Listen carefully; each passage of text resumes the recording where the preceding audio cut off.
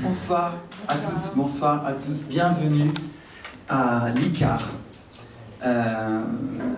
Nous sommes donc, pour nos invités de l'extérieur, quelques-uns quand même, une école d'ingénierie culturelle et de marché de l'art depuis une cinquantaine d'années. Enfin, j'étais pas là tout à fait au début, mais il y a quelques années. Donc soyez les bienvenus. On a une invitée tout à fait particulière, mais vous le savez, puisque vous êtes là pour elle.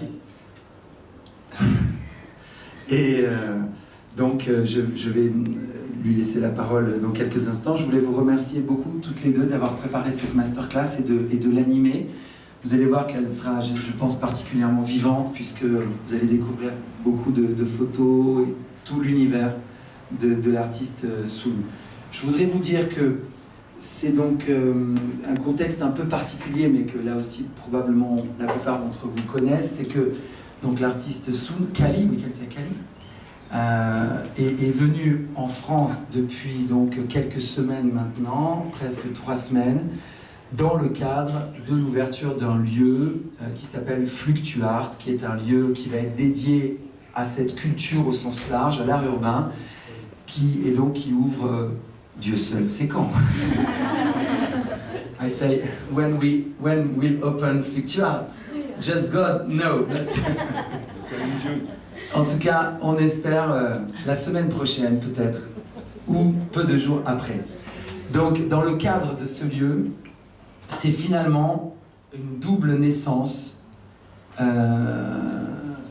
C'est à la fois l'ouverture de ce lieu, et puis en même temps l'ouverture de cette exposition, et on va avoir l'occasion d'en parler, donc cette fameuse exposition Time Capsule qui à ce jour est montée au sein de Fluctuart, Pont des Invalides, mais pas encore tout à fait visible au grand public.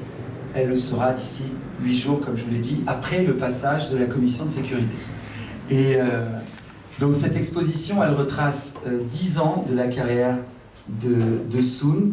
Je voudrais vous dire aussi que j'aime pas asséner des vérités, mais là, je vais être contraint de le faire un peu, mais je crois qu'on a vraiment une immense artiste. C'est une immense artiste pour des choses assez évidentes et des choses moins. Je fais très vite les choses évidentes, c'est que c'est une artiste majeure, hein, probablement dans les plus importantes aujourd'hui dans cette scène. Hein, je ne sais pas s'il y a un top, moi, un jour j'en ai inventé un, ça ne m'a pas réussi, tout le monde est tombé dessus, mais s'il y avait un top, elle serait dans le top 1, enfin, ou 2 ou 3, dans les artistes les plus importantes de ce mouvement dans le monde. Mais vous dire que elle est dans la collection du MoMA depuis 10 ans déjà. Elle a fait d'énormes expositions, je pense au Brooklyn Museum, où vous allez en voir quelques images, il y a 4 ans maintenant. C'est une consécration assez impressionnante. Et puis, la fameuse exposition au Cincinnati Museum, d'où est issue cette rétrospective Time Capsule. Vous dire aussi qu'il y a quelques années, elle débarque à la Biennale de Venise avec un bateau. Venice Biennale with a boat. We will see this? Yeah. Ok. Vous allez voir tout ça. Et alors, je vous disais, ça, c'est les choses un peu clinquantes que j'étale. Mais derrière ça, c'est une artiste qui a une conscience pleine du monde dans lequel on vit. Et donc, elle est extrêmement connectée à l'humanité dans laquelle elle est et aux gens qu'elle va rencontrer. Et ça, si vous voulez, je ne sais pas ce qu'il peut y avoir de mieux que ça. Vous voyez, ça vaut toutes les collections du MoMA. C'est-à-dire qu'elle est en connexion et probablement l'art qu'elle véhicule, eh bien, il est connecté aux gens qu'elle rencontre et parfois à des causes, mais sans qu'elle brandisse ça comme si c'était une militante ou comme si, vous voyez, parfois trop souvent les choses peuvent être un peu marketées, quoi. Vous voyez, l'artiste militant qui va... Non, on n'est pas dans ce cas de figure, mais on est vraiment dans un sens très profond de son travail au profit de gens qu'elle rencontre. Je m'arrête là. Je vous souhaite une belle masterclass. Merci encore infiniment à toutes les deux. Et donc, je lui laisse la parole. Merci beaucoup, Kali, d'être avec nous. Merci.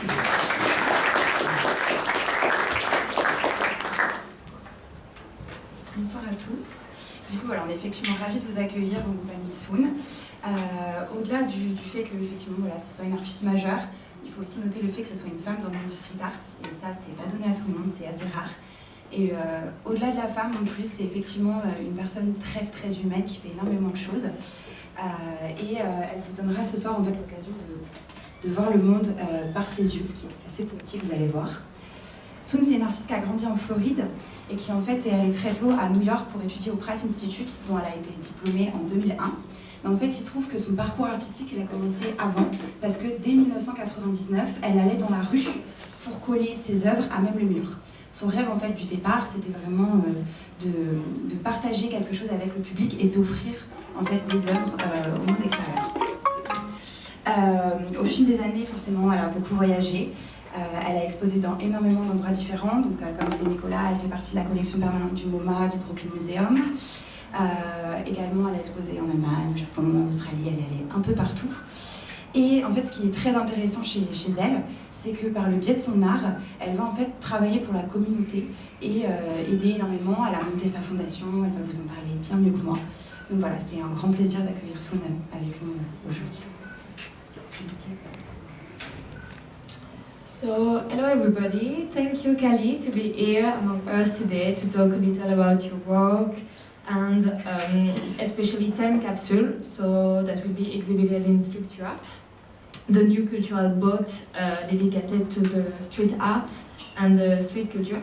So first of all, could you present yourself, your vision of the street art, and also your artistic name, Soon? Where does it come from?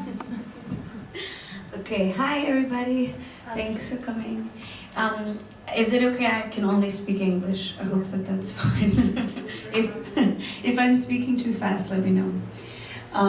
So I'm going to answer these questions by kind of going through a few images, because as a visual artist, I think that I speak best through images. So when I was a young painter and I was studying at Pratt, I had a moment when I was trying to understand what my work could be and how it could interact with the world. And I had a kind of a breakdown about wanting to not just create things that are squares on walls, because squares on walls are wonderful, but maybe they're not the whole story. And so how it sort of began for me was I was obsessed with the kind of collage out on the city streets, and like the way that it looks, the way that it's totally organic, and there's all these sort of forces coming into play, and there's other artists, and it's wrinkling and it's raining and time is passing, and there's a way in which you can't really create that inside. And so I started to make some things that were just for the street, and they were just to layer into this kind of mess outside and to be destroyed. And then, so I wasn't, at first I didn't sign things at all. And I thought signing things was just about ego, you know? And then there's an artist, I don't know if you guys are familiar with this sort of various street artists, but there's a guy named Bast, who's really truly one of my favorites. He's like the Robert Rauschenberg of the street. He's brilliant. Everything he touches becomes kind of amazing, but they all look very different. And so there was a moment that I was like, I love that thing, I love that thing, I love that thing. And I realized, because he had signed it, that it was all the same person. And suddenly I heard writing your name not as like an act of ego, but as an act of participation. To say, this is me, this is my voice, I can show up a little bit.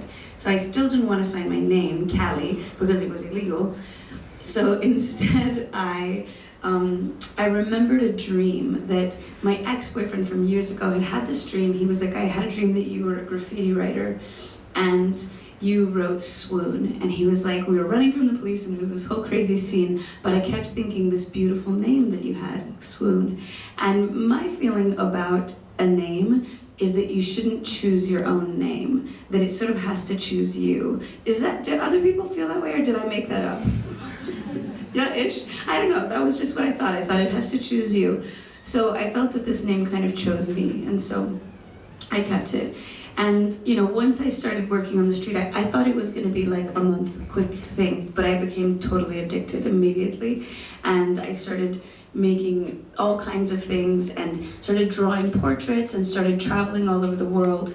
And what I found is that at first I was doing just collages, and then I started to make portraits. And something happened when I started making the portraits that people would really kind of connect with them. And I found that people were able to kind of see the portraits and spend time with them, and to sort of put part of themselves into the portrait, and to see part of themselves back. And they would tell me stories about it. And so it was something that, you know, in the temporariness of it also, you see how this is the piece, and then this is the piece like 6 months later, totally falling apart. You know, there was something about that that always touched me from the beginning. It was kind of part of my intention, was to create something that would have a life cycle, and that would ultimately fade away and kind of mark time. But yeah, people would tell me stories about just having moments where maybe they weren't connecting with themselves that day, or their friends and families. They were having a hard day, but they could stop and kind of be with one of my portraits and could calm or relax, or kind of feel that they had a conversation with it even. And I loved that. It made me feel really happy. And so I continued to just really explore portraiture, and, you know, what does it mean to draw the human form? And, you know, my question is often, is it possible that while I am drawing, if I am feeling something, maybe I'm feeling connected, or feeling loving, or feeling empathetic, or trying to sort of identify with someone in a way, is it possible that something about this can become transmitted into the drawing? It's a little bit of magical thinking, you know, it's a little bit this idea that you could somehow transmute an emotion or an energy into an object. And yet, I kind of think you can. I've come to believe that you can. And I think that, you know, that in itself is a form of magic. And of course, it doesn't always happen. You know, we all have our failures and our pieces that fall flat, and the times that we kind of go off the path. And so, but there are also times, like this was a piece that I made. It was around the time that the United States was invading Iraq, and I was very distressed, as many Americans were, about this. And my friend gave me the camera from a soldier who had died, and he said, I don't know what to do with this. I shouldn't have it, but I need something to happen with these pictures, because I don't want them to mean nothing. And so he gave them to me, and I was like, oh fuck, what do I do with this? And so I made this portrait, and the images from his camera are in this portrait. And then there was a journalist who said, hey, I'm going back to Iraq in 2 weeks. Give me that piece, I'm gonna take it back. And so he brought it back to Iraq and pasted it up. And so like working on the street was this kind of way that there was a lot of, you know, different sorts of events and like connections that happen. Yeah, I'm just gonna go through a few more pictures unless you have any questions like about that. No, we'll go. Yeah, so the time capsule is sort of shows the work that's from 1999 to 2009. So, and then across the street from it is the work that's a little bit newer. And so, you know, what we did on the raft was kind of about like the beginnings of my work out on the street, which I thought was kind of fitting because the boat is about kind of celebrating the culture of street art. And so it seemed like a kind of a way to just maybe look at it as a way to also look at some of the history. And yeah, I think that's the end of that section. You're doing all this while you're walking on the street.